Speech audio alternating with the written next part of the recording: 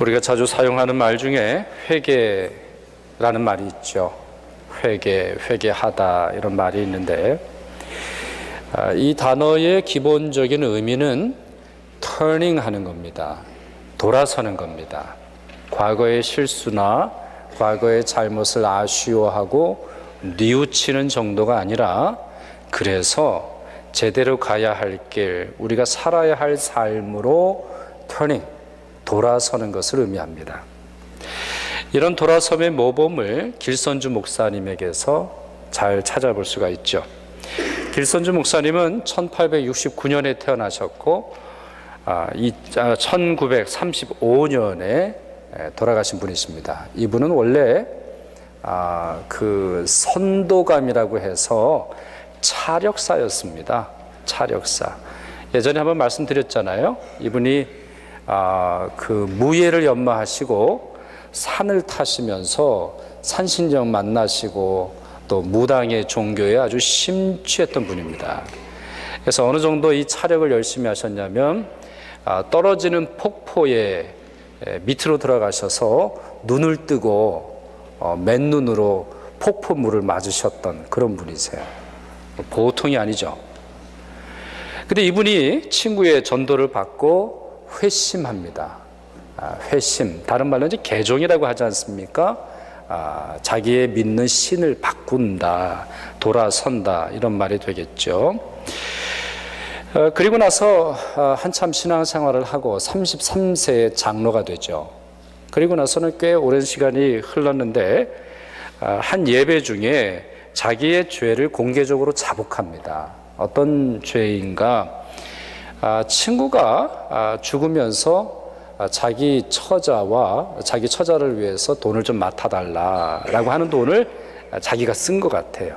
길선주 당시 장로님이. 그래서 이 일을 깨닫고 이 일의 심각함을 깨닫고 공개적으로 자복하죠. 그래서 돈을 사랑하는 마음, 자기 마음에 또 자기 양심에 감추어뒀던 은밀한 죄로부터 돌아섭니다. 겉으로 볼 때는 장로는 괜찮죠. 또 신앙생활도 꽤 했지요. 괜찮지만 자기 양심에 거리낌이 있는 것으로부터 다시 돌이키는 그러한 경험을 하게 되죠. 이 고백으로 말미암아 1900년대 초반에 있었던 대부흥운동이 이제 활활 타오르게 되죠. 그리고 얼마 지나지 않아서 한국 최초의 7 목사님 중에 한 분으로 이제 목회를 하시게 됩니다. 이분이 유명한 것 중에 하나는 요한계시록을 만 번 읽은 겁니다. 10,000번. 여러분, 요한계시록을 10,000번 읽으려면 하루에 한 번꼴로 읽는다고 쳤을 때 얼마나 걸릴까요? 계산은 쉽죠. 1년이 365일, 10년이면 3,650일. 그러니까 25년 정도, 아니면은 30년 정도를 꼬박 하루에 한 번씩 읽어야 10,000번 읽을 수 있어요. 제가 이분의 제자들 몇 분을 개인적으로 아는데 그분들 특성이 있더라고요. 제가 아는 어떤 분은 설교 제목은 있고 설교 본문은 있는데 설교 원고가 없어요. 설교 내용이 없어요. 저는 제 원고 좀 보여드릴까요? 제 원고 이렇게 빼곡하게 줄 하나 안 긋고 이렇게 저는 준비를 하는데, 제가 어떤 한 목사님의 설교집을 펼쳐들었거든요. 설교집이 쭉 있어요. 80세 된 노인이었을 때인데 그걸 뽑아보는데 제목은 있고 본문이 나와 있는데 내용이 없어요. 무슨 얘기예요? 그 설교의 내용이 자기의 기억 속에, 자기 삶 속에 빼곡히 있는 거예요. 길선주 목사 제자답다, 그런 생각을 제가 했어요. 요한계시록을 10,000번 읽었고 그분의 능력에 수많은 사람들이 감탄했죠. 그래서 많은 사람들이 이분을 영계의 거성이라고 했어요. 영계의 거성이다.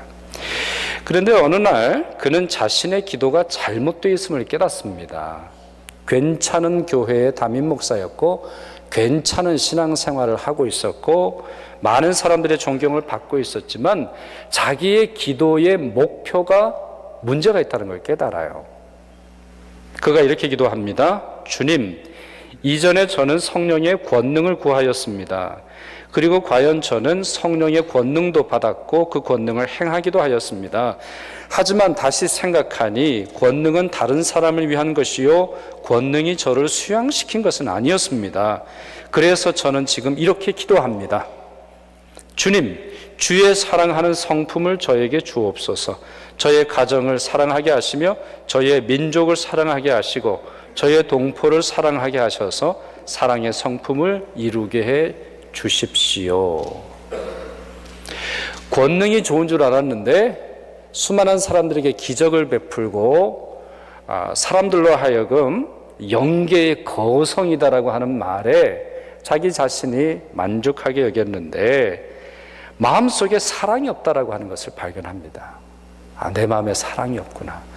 내 기도에 사랑이 없구나. 내가 내 아이들을 위해서 기도하고 교회를 위해서 기도하고 민족을 위해서 기도하기는 해도 사랑이 없다라고 하는 사실을 깨닫습니다. 그리고 기도의 돌아섬을 경험합니다. 권능을 추구하고 권능을 통해서 뭔가 해보려고 했던 마음을 돌이켜서 예수께서 주셨던 본질인 사랑으로 자기의 목회와 기도와 마음을 돌아서게 하죠. 이미 길선주 목사님은 예수를 믿기 위해서 세상으로부터 돌아섰습니다. 그리고 예수님을 올곧게 믿기 위해서 세상 쾌락이나 세상의 정욕에 빠지지 않고 오직 성령의 권능을 구하면서 살았습니다. 그런데 그것조차도 문제가 있음이 발견되자 자기의 삶을 돌이키고 있는 것이죠. 한 번의 돌아섬으로 만족하지 않고 더 깊은 신앙을 추구하면서 최선을 다한 모습, 이것이 길선주 목사님의 모습이고 우리가 배워야 하는 모습이고 오늘 본문을 통해서 우리가 확인할 수 있는 모습입니다. 오늘 본문을 한번 보실까요? 15절 말씀 한번 보십시오. 15절. 바울이 이 글을 쓰면서 에베소에 보내는 편지를 쓰면서 어떠한 태도, 어떠한 모습을 가지고 있는가 이렇게 말합니다. 이름을 주신, 앞에 있는 내용까지 이제 연결이 되겠습니다만, 아버지 하나님 앞에, 아버지 앞에 무릎을 꿇고 비노니 이렇게 말합니다.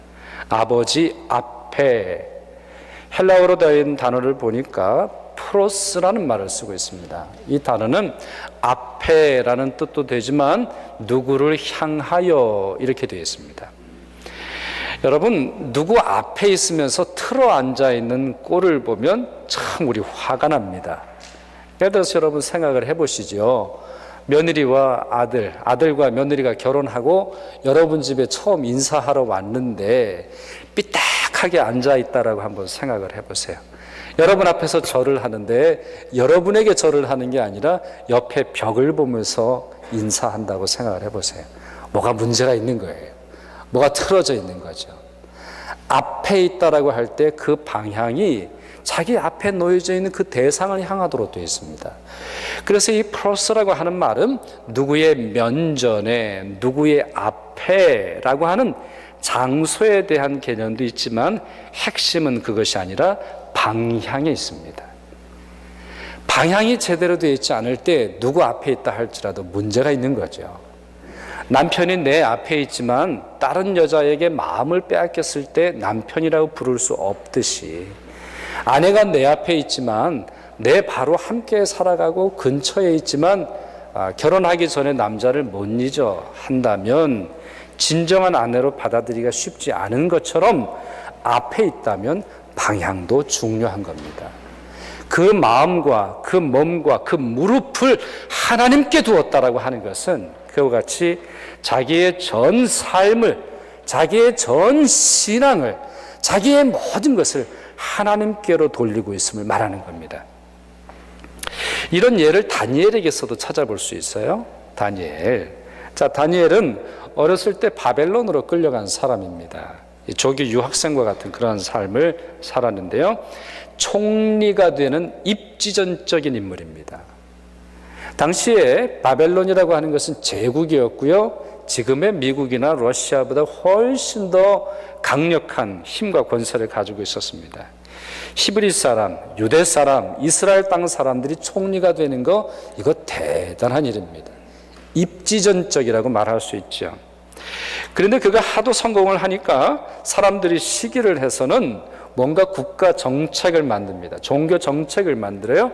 그것이 무엇이냐? 30일간 오직 다리오에게만 기도하도록 했습니다.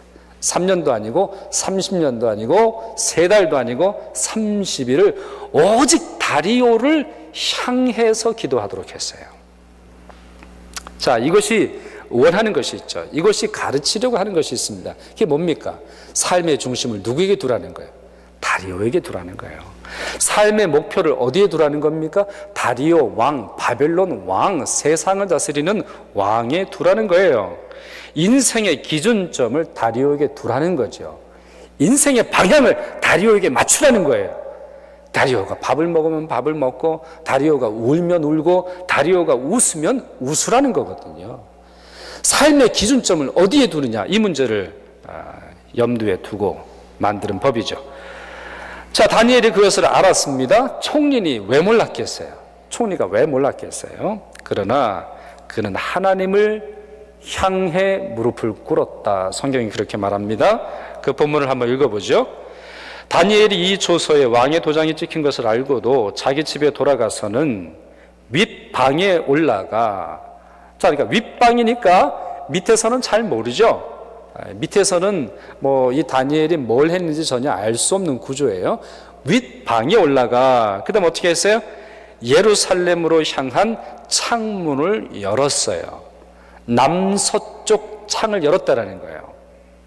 그리고는 전에 하던 대로 하루 3번씩 무릎을 꿇고 기도했다라고 되어 있습니다.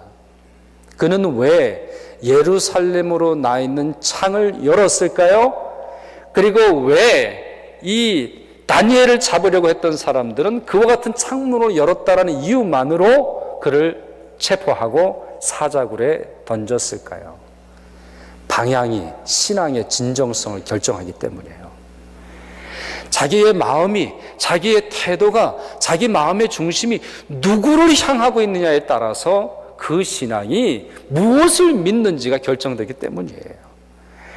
그래서 다니엘은 사람들이 보고 있고 사람들이 어느 쪽 창문을 여나 감시를 하고 있다는 사실을 너무나 잘 알고 있었음에도 불구하고 예루살렘으로 나 있는 창을 열었죠. 예루살렘에 임재하셨고 그 예루살렘을 회복시킬 하나님을 향한 자기의 신앙의 고백이었습니다. 만천하에 고백하는 거예요. 나의 삶의 방향은 오직 하나님께 있음을 말하려고 하는 것이죠. 바울이 하나님 앞에 다른 말로 해서 하나님을 향하여 무릎 꿇었다는 것도 같은 뜻입니다. 지금 아버지 앞에 무릎을 꿇고 비노니, 이 말은 자기의 삶의 전부를 하나님께 맞추어서 하나님의 은혜와 하나님의 도우심을 구하고 있는 것입니다. 바울도 왜 유혹이 없겠습니까? 바울도 왜 세상 신에게 세상 환경과 돈이나 재물과 명성에 무릎 꿇고 싶은 마음이 없었겠어요? 나름대로 유혹이 있었어요. 그래서 여러분, 디모데후서는 바울이 마지막으로 쓴 편지거든요. 그가 남긴 마지막 편지인데 그의 삶을 어떻게 표현하고 있는지 아십니까? 나는 이 삶에 대해서 싸웠다, 이렇게 말합니다. 그리고 내 믿음을 지켰다, 이렇게 말합니다. 나는 이 신앙의 삶을 싸웠고 내 믿음을 지켰다. 무슨 말이에요? 믿음을 잃어버릴 만한 환경과 위험과 위협 속에서 그의 일평생 살았다라고 하는 거예요. 그러니 오늘 본문에서 나는 아버지 하나님을 향해 무릎을 꿇었다라고 하는 말은 세상 어떤 것도 자기 자신을 무릎 꿇게 할 수 없음과 동시에 하나님이 주신 능력으로 만족하고 그분께 자기의 모든 방향을 맞추고 있음을 보여주는 것이죠. 이렇게 무릎을 꿇고서 바울은 3가지를 구했습니다. 3가지. 30가지도 아니고 10가지도 아니고 3가지를 구했어요. 자, 그 내용을 한번 보실까요? 첫째로 속사람이 능력으로 강해지는 거예요. 자, 저를 따라서 하세요. 속사람이 능력으로 강해지게 하옵소서. 네, 핵심은 속사람이에요. 겉사람이 아니고 속사람이 강해지도록 기도하고 있어요. 둘째로는 그리스도께서 마음에 거하시는 것입니다. 저를 따라서 하세요. 그리스도께서 마음에 거하옵소서. 네, 그리스도께서 마음에 거하십시오. 그리스도께서 내 마음에 거하십시오. 세 번째는 그리스도의 사랑을 철저히 알고 실천하는 겁니다. 따라서 하세요. 그리스도의 사랑을 철저히 알고 실천하게 하옵소서. 네, 이게 세 번째 기도예요. 자, 그 기도의 내용들을 한번 보죠. 자, 첫 번째 기도의 내용, 속사람이 능력으로 강건하게 하옵소서. 16절에 나와 있죠. 16절에 후반절에 이렇게 말하고 있습니다. 너희 속사람을 능력으로 강건하게 하시오며. 자, 여기서 말하는 너희는 에베소 교인들을 말해요. 그러니까 교인들을 위해서 목회자였던 사도였던 바울이 대신해서 기도하는 거예요. 근데 이것은 대신하여 하는 기도보다 자기의 기도예요. 자기의 마음에 아주 간절한 기도이고 그것이 너무나 소중하기에 다른 사람을 위해서도 기도하는 그러한 내용이고요. 단순히 에베소 교인들만이 아니라 우리 자신들에게도 해당이 되는 그런 내용이라고 볼 수 있어요. 자, 속사람이 능력으로 강건해지기를 구했는데 이것을 위해서 해야 할 것이 있어요. 그것이 무엇일까요? 겉사람을 중요하게 생각하는 것에서 돌아서는 거예요. 겉사람에 만족하는 태도에서 돌아서는 거죠. 겉사람, 남이 보는 나, 이거에 목을 메었던 나 자신에서 돌아서는 거예요. 자, 뭐가 있을까요? 겉사람에서 돌아서는 것. 아니면 겉사람, 여러분 뭐가 떠오르세요? 여러분의 옷 입는 거, 혹시 이건 뭐 제가 전혀 모릅니다만 저는 제보받은 바가 전혀 없습니다만 혹시 아침에 화장 때문에 부부싸움하고 오신 분은 혹시 안 계십니까? 아니면 옷 입고 오시는 거 이것 때문에 혹시 다투시는 그런 경우는 없으십니까? 아니면 아이가 양말 뭐 신고 가느냐 이걸로 인해서 다툰 부모님과 자녀는 혹시 안 계세요? 본문에서 말하는 바가 그런 걸까요? 겉모습? 포함되기는 할 것 같아요. 그런데 사실 이 본문에서 말하는 핵심적인 내용은 율법주의예요. 율법주의, 형식주의를 말하는 거예요. 예를 들자면 특별히 이 바리새인이 그 경우에 이제 해당이 되는데요. 이 사람들은 행동을 조심했던 사람들이에요. 말하는 것을 조심했어요. 시간에 대해서 철저히 지켰어요. 그리고 그 일로 인해서 만족하는 사람들이었어요. 그러나 그것이 전부였습니다.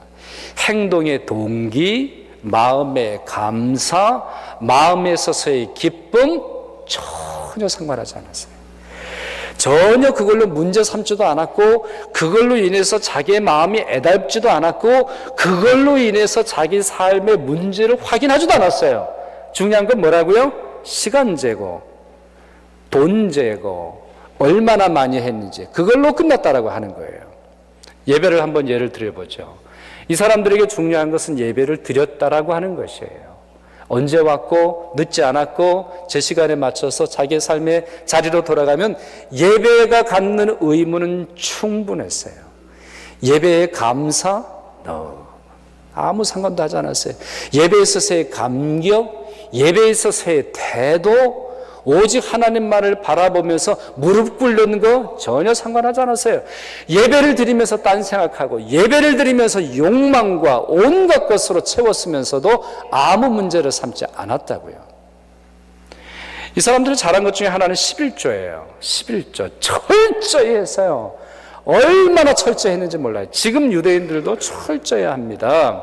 여러분 이 10의 1조 이게 뭡니까? 11조 10개 중에 하나를 떼서 하나님께 드리는 거죠. 근데 많은 분들이 오해하시는 것은 10의 1은 하나님 거, 10의 9는 내 거 이렇게 생각하거든요. 근데 그렇지 않아요. 이 11조의 원래 의미는 하나님이 우리에게 모든 것을 주셨는데 그 중에 특별히 떼어서 하나님께 드리고 10분의 9는 내가 맡아 하나님의 영광을 위해서 사용하는 거예요. 사용은 내가 하지만 목적은 어디 있어요? 하나님께 있는 거예요. 10의 9는 내 마음대로 쓸 수 있지만 내 목적을 위해서 쓸 수 있는 돈은 아니라는 것을 선언하는 게 11조예요. 그런데 이 유대인들, 바리새인들은 뭘 계산했냐면 10분의 1이냐 아니냐 이걸로 관심을 두고 있어요. 10분의 1이냐 아니냐. 예를 들어서 쪽파를 드린다고 생각해 보시죠. 쪽파 농사를 줬어요. 유대인들은 뭐 쪽파를 안 먹겠지만, 그러면 뭘 세는 거예요? 그걸 하나하나 세는 거예요. 하나, 둘, 셋, 넷, 다섯, 여섯, 일곱, 여덟, 아홉, 열, 하나 떼는 거예요. 그럼 뭐 쪽파는 좀 쉽다고 생각해 보시죠. 부추, 이건 어떻게 해야 되는 거예요? 어떤 것은 길고 또 어떤 것도 짧아요. 어떤 것도 뭉툭하고 어떤 것도 아주 그냥 이게 화려하고 그렇잖아요. 그럼 이걸 어떻게 해야 되는지 유대인들은 정신을 못 차리는 거예요. 10개 중에 하나 떼야 되는데, 10개 중에 하나 떼야 되는데. 헷갈리면 둘 떼면 되잖아요.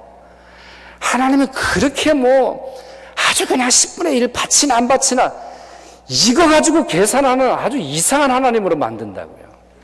그런 게 아니잖아요. 11조 핵심은 뭐가 있어요? 삶에 대한 감사에 있는 거거든요. 내게 주시는 하나님께 감사가 있어야 하는데 이거는 전혀 상관없이 이 숫자만 세고 있는 거예요. 이런 사람들을 뭐라 부른다고요? 율법주의자라고 하는 거예요. 이런 사람들이 형식주의자라고 하는 거예요. 그걸로 인해서 만족하는 사람을 뭐라고 부릅니까? 자기 만족주의라고 하는 거예요. 나르시시즘. 여러분 나르시시스라고 아시죠? 길을 걸어가다가 냇물에 비춰진 자기의 얼굴이 너무 아름다운 거예요. 너무 만족스러워. 너무 행복해요. 내 겉모습에. 너는 어떻게 이런 행동을 하니? 너는 어떻게 예배 시간에 늦지를 않는 거니? 너는 어떻게 예배를 이렇게 잘 드리는 거니? 너는 어떻게 이렇게 11조를 잘하니? 자기의 마음의 본심은 상관없이 겉모습에 만족하다가 결국은 죽잖아요. 그게 못 떠나요, 못 떠나. 내 모습에서 못 떠나서 결국에는 죽고 마는 것이죠. 예수께서 한 번은 이러한 사람들을 향해 다음과 같은 말씀하셨습니다. 입술로는 나를 존경하되 마음은 내게서 멀도다. 입술은 참 잘하는데 마음은 멀어요. 그러니 이런 사람들의 신앙생활은 뭡니까? 립 서비스예요. 립 서비스. 찬양을 드려도 립 서비스예요. 여호와를 찬양합니다. 마음은 딴 거 하고 있으면서, 마음은 다른 거를 향해 있으면서, 마음은 다른 삶을 찬양하면서 하나님 앞에 립 서비스 한다는 거예요. 이러한 것에서 돌아서야 그 신앙이 진짜가 되는 것이죠. 에베소 교인들을 향해서 이런 형식주의와 율법주의를 떠나서 내면으로, 마음으로, 행동의 동기로, 예배의 동기로 관심을 두라고 말씀하고 있는 것이죠. 둘째 기도는 그리스도께서 그 마음에 거하시는 것이에요. 그리스도께서 마음에 거하시는 것이죠.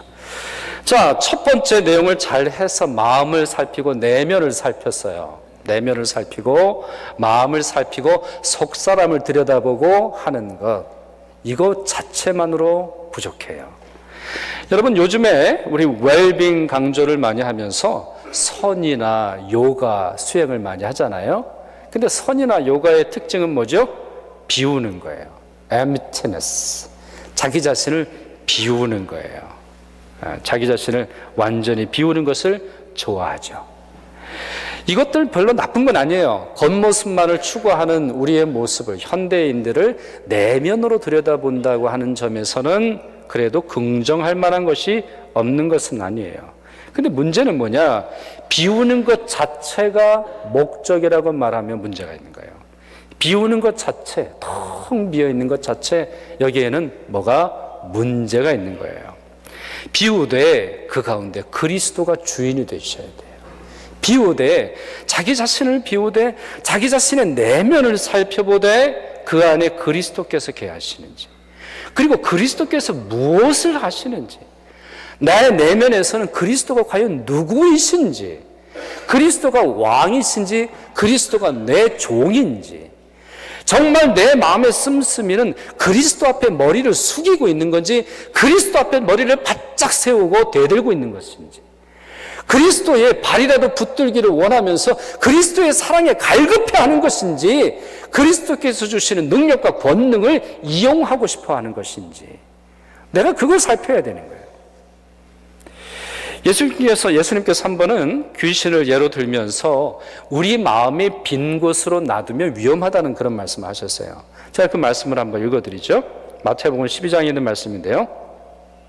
더러운 귀신이 사람에게서 나갔을 때에, 자, 어떤 더러운 귀신이 어떤 사람의 마음에서 아니면 영혼에서 육체에서 나갔어요. 하나의 귀신이 나갔단 말이에요. 그리고 여러 군데를 돌아다녀 봤는데 별로 있고 싶은 데가 없었고 있을 수도 없었어요. 그래가지고 뭐라고 말하냐면, 내가 나온 내 집으로 돌아가리라. 아니, 왜 이 사람이 자기 집이에요? 왜 귀신의 집이에요? 여러분, 사람이 왜 귀신의 집이 됩니까? 물론 이제 나중에 이게 얼마나 문제가 있는지 이제 볼 수가 있어요. 예를 들자면, 우리의 몸은 성령이 거하는 전이다, 이렇게 말하고 있는데, 그것도 다 여기에 연관되어 있는 거예요. 마귀도 우리에게 집 짓고 싶어 하는 거예요. 마귀도 내가 나온 내 집으로, 실제로는 그렇지 않지만 그렇게 부른다는 거예요. 그리고 와 보니 그 집이 비고 청소되고 수리되었거늘 이에 가서 저보다 더 악한 귀신 7을 데리고 들어가서 거하니 그 사람의 나중 형편이 전보다 더욱 심하게 되느니라. 이 악한 세대가 또한 이렇게 되리라. 자, 이건 비유의 말씀인데, 이 비유의 핵심이 뭡니까? 이 사람의 마음이 비어 있는 거예요. 청소하긴 했는데 비어 있는 거예요. 내면을 살펴서 내면의 가치를, 내면이 얼마나 중요한지, 이 속사람이 얼마나 중요한지 알게 되었는데 그리스도를 몰아내고 아무 주인도 없이 들어가는 거죠. 여러분, 20세기가 인류에게 준 중요한 공헌 중에 하나는 심리학이에요. 심리. 마음이 얼마나 중요한지, 사람의 행동이 결국에는 이 physical action은 그 마음의 psychological한 동기가 있음을 밝혀낸 게 20세기예요. 근데 하나의 문제가 있어요. 그 가운데서 그리스도도 몰아낸 거예요. 예수님께서 우리의 왕이 되심도 몰아내고 사람이 중심이 되어서 사람의 마음이 자기의 모든 것을 주관한다고 가르쳤죠. 바로 이것이 문제라는 겁니다. 그리고 예수님께서는 이것을 너무나 잘 아셨던 것 같아요. 이 악한 세대가 또한 이렇게 되리라. 20세기의 역사의 결론이 뭡니까? 심리를 알고 마음의 핵심을 알고 결국은 어떤 일이 벌어집니까? 수많은 정치가들이 백성들을 우매하게 만들지 않았습니까? 마음의 원리를 깨닫고는 마음을 속이는 장사꾼들이 얼마나 많아졌습니까? 광고를 통해서 얼마나 현혹하는 말을 통해서 세상 사람들을 어리석게 만듭니까? 마음으로 돌아가게 하지만 그 가운데 그리스도께서 왕이 되지 못하시게 만드는 것, 이것이야말로 이 시대의 가장 큰 도전이 되지요. 우리의 마음이 비어있는 것, 즉 예수께서 주인으로 거하시지 않고 텅 비어있다라는 것, 이것은 시험 들기에 딱 좋다는 말입니다. 바울은 그것을 위해서 기도하고 있습니다. 내면을 보는 것으로 끝나지 않고 그리스도 앞에서 그리스도를 왕으로 부르지 않는 마음으로부터 돌아서기를, 다시 그리스도께로 돌아가기를, 형식주의도 아니지만 마음속에 있는 예수 그리스도께 돌아가기를 구하고 있는 것이죠. 마지막으로 세 번째, 사랑에 대한 기도입니다. 사랑에 대한 기도. 이 기도가 가장 어렵습니다.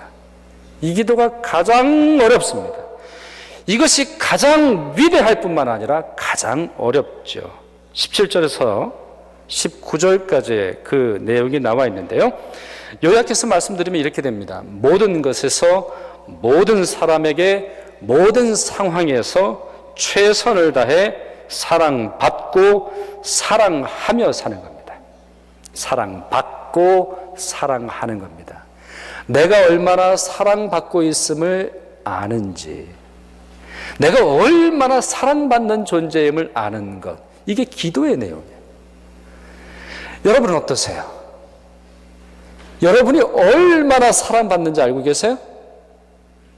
잘 모르시죠? 기도 안 하시기 때문에 그래요.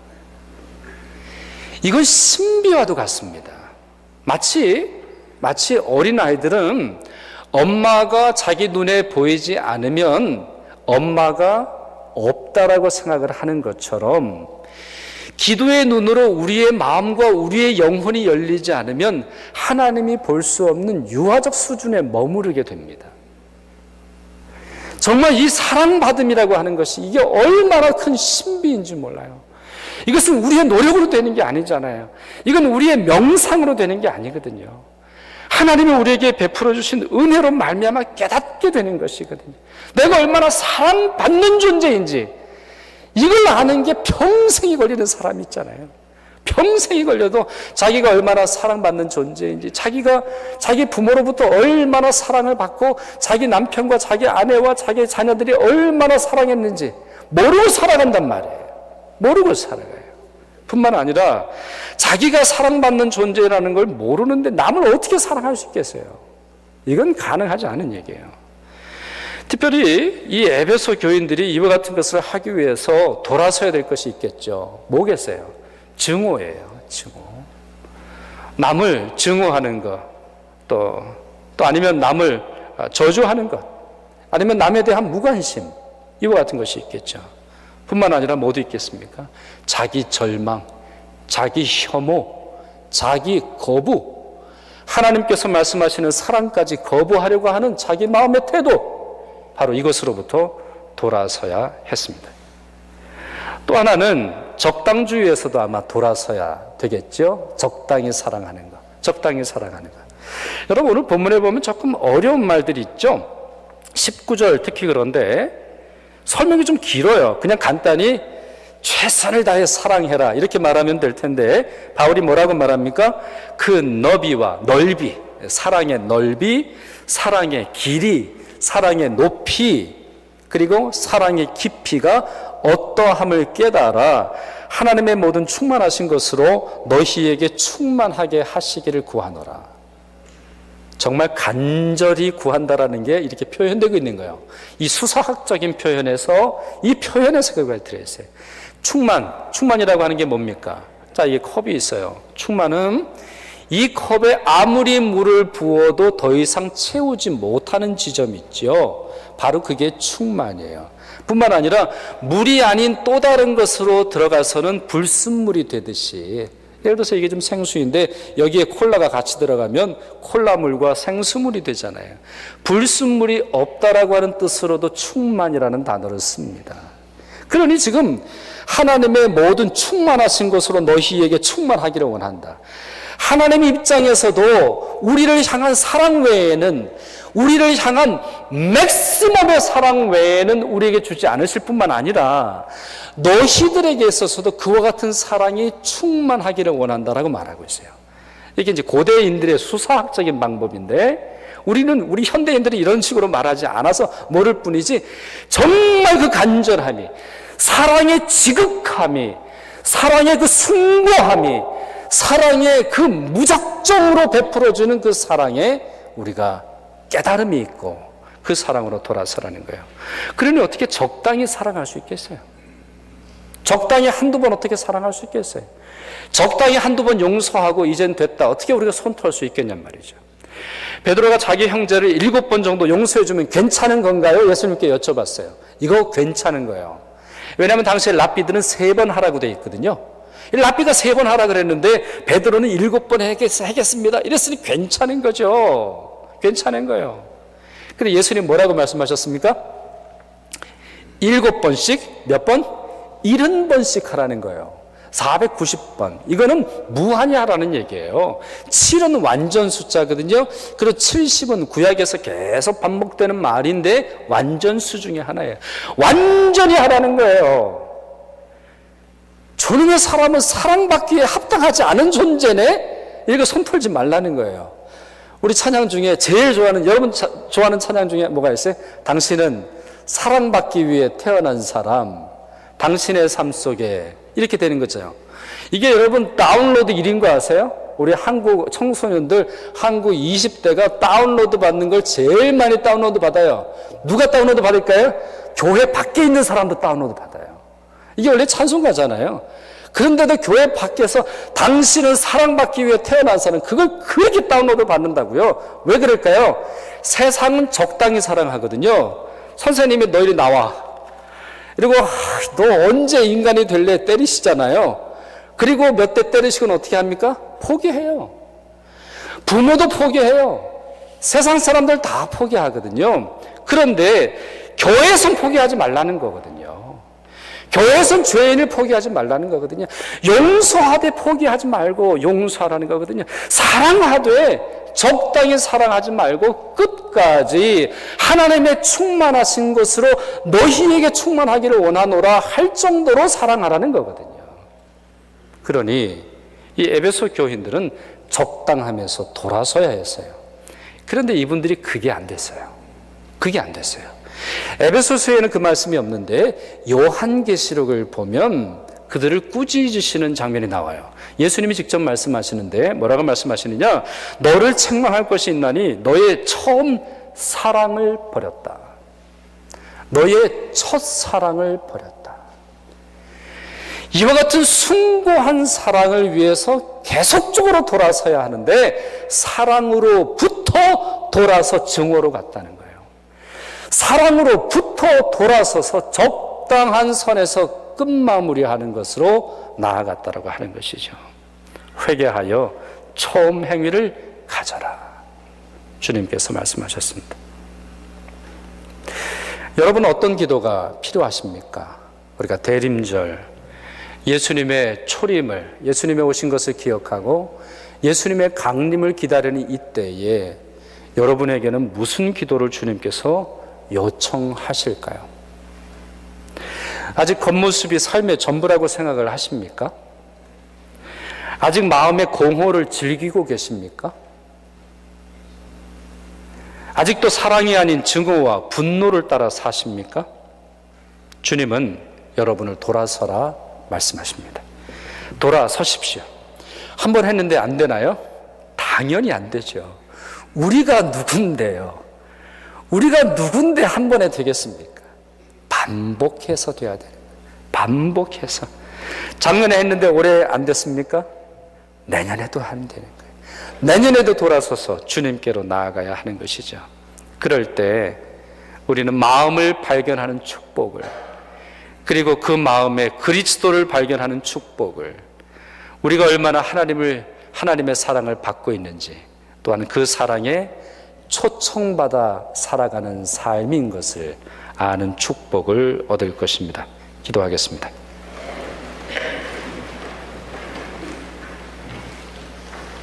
우리의 회개를 받으시고 우리로 하여금 다시 새로운 길, 주님의 길 걷게 하시는 하나님 감사드립니다. 우리 마음의 겉모습, 형식주의, 율법주의에서 돌아서서 마음의 진정함으로 나아가게 하시고, 또한 마음의 공허를 즐기고 아무것도 없는 빈 마음을 따라 살아가는 것에서 돌아서서 예수님을 왕으로 모시며 살게 하시며, 증오하고 미워하며 손가락질하고 비난했던 모습에서 돌아서서 사랑받으며 사랑하는 저희들 되게 하여 주옵소서. 예수님의 이름으로 기도합니다. 아멘.